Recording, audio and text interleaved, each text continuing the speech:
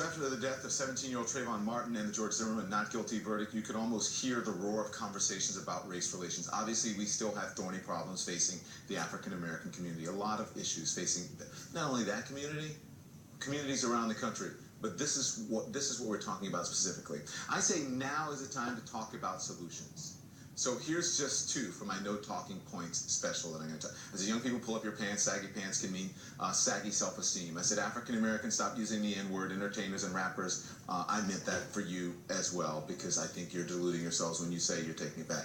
There's Anna and there's LZ. They're both back. Okay, so LZ, I'm going to start with you. Your son, obviously you're African American. You have a son. You have a child. Let's just talk about this particular point. What the saggy pants? My son tried to leave the house once with saggy pants. This when he was years and years ago, because he's a big fan of Lil Wayne. Lil Wayne wears saggy pants, and I stopped him and I sat him down, and I did sort of what you did yesterday, which is let him know where that came from. I think context is the most important thing, and understanding the historical background, even on cultural or fashion phenomena, is very important. So once I told him that was born out of the prison system and what some of the different height of the pants meant, it was very clear to him this was not something that he wanted to represent. And instead, what he does, his fashion statements now are different kind of flashy belts. His pants stay up. I'm happy. He feels like he has self-esteem. Self-esteem is up. But more importantly, he's still allowed to express himself creatively without linking himself to the prison system. I don't understand what. Listen, correct me if I'm wrong. You guys don't have to agree with me. I didn't. When I asked both of you to talk about this, I said you don't have to agree with me. I don't. In fact, I don't want to know what you think.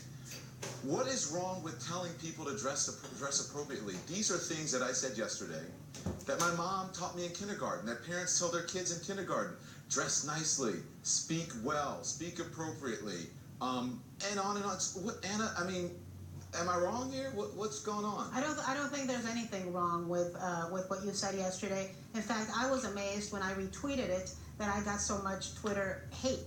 You were getting it, and I got it for having retweeted it. And I think, look, there's people who call you in to schools, Dawn, and call you in to go speak to youth and to groups and tell them how you succeed. We are here on this panel, three minorities, two African Americans, one Latino, who have succeeded. And there's advice to be given. And success is not going to be reached by not speaking English correctly, even though I do have an accent and I butcher it every now and then. It's not going to be reached if we don't give some tough love to our own communities. And if we don't offer this constructive criticism coming from a place of love and a place from the heart and sincerity, then who is? So I would say, take it as that. Take it as very sincere, heartfelt words coming from an African-American man who is proud of his culture, proud of his race, wears it with pride, loves it, wants to defend it, but wants to see others also succeed. Yeah, and that doesn't mean that racism doesn't exist. We're not stupid here. Right. We talk about, let me just say this. And not that I'm defending what I did. Since the beginning, we started talking about this, week one of the Zimmerman trial, we talked about, is there a bigger conversation to be had on race in this country? You can put those guys back up. Week two, we talk about the N-word. I did a special on the N-word and other racial slurs. And then week three, I talked about black manhood on trial. It was shortened because we had that plane crash, remember? And then week four, we had the Zimmerman verdict and the reaction to that. And then week five, just last week, I talked about the generation gap and I talked about entitlement. And then I talked about profiling as well, and I talked about privilege as well. Did I not have those conversations on the air about privilege and about racism and about profiling and about having been profiled? I mean, you absolutely did, and I think the Trayvon Martin trial is an opportunity for us to have the deep discussions we need to have. Let's not talk about each other. Let's talk to each other and also within our own groups. And let's remember that it was during the Trayvon Martin trial that the Paula Deen scandal happened. And I can tell you that I think a lot of people were saying to themselves, well, gee, how come Paula Deen can't say this word, but how come it's being said just a few days later in the Trayvon Martin trial by an African American? It's a hateful word. It's a hurtful word. We should all stop saying it, not because it's politically incorrect, but because it's incorrect, period. And LZ, listen. Well, I mean, it's talk, complicated. Yeah. Well, hang on. I'm going to get to that. But yeah, I'm going to let you. Okay. Talk. I'm going to let you finish, LZ. So. Okay. I want to talk about this because I mentioned we're talking about the N-word and taking it back, and I played a clip of Jay-Z, I played a clip of Chris Rock, and I did the N-word special, and I said, should I be telling people that? And then I got off the subway, and I told this story yesterday about this little boy who was walking with his mom. She was crying. He was crying, and she said, stop all that crying. You act like an old-ass man. You stop all that crying, nigger. And someone on Twitter, it was one of the things I read this morning, because I didn't read my timeline until this morning. I didn't read it last night, or when I got to work this afternoon. And I said, hey, he's a child. You know what she said to me? Mind your business, N-word. And I said, would you like me to call DCFS? That's a child you're speaking to. She went to a deli on the street, grabbed an umbrella, and threatened to hit me with it. And so, is that taking back the N-word? Do entertainers really think they're taking back the N-word when you have parents calling their children that name? And that's not a loving name when they're doing that. Is that taking back the word? Well, again, everything is about context. You know, we cannot pretend as if this word exists in a vacuum and that there's no connection to history to it and there's no connection about different meanings in the black community.